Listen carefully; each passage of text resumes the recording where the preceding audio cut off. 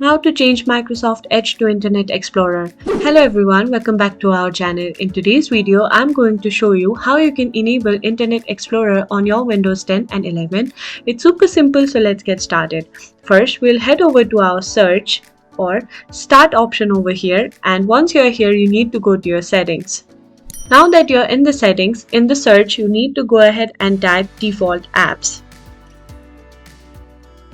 Once you find the default app, you need to go ahead and click on the default browser over here. And from here, you need to go ahead and ensure that Microsoft Edge is your default browser. You need to go ahead and click on Set Default. And once you do that, Microsoft Edge is now set to your default browser. Now that you have set Microsoft Edge to your default browser, you need to head over to Microsoft Edge. Once you're here, you can see the three dots located in the top right corner. Go ahead and click on that. From here, you need to head over to your settings. And from here, you'll be able to see that Internet Explorer compatibility. You need to allow the sites to be reloaded in Internet Explorer mode.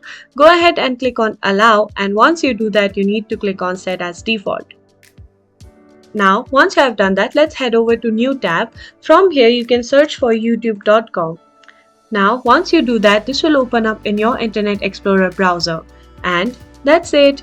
I hope you find this video helpful. If you did, please give us a thumbs up, subscribe to our channel, and I'll see you in the next video.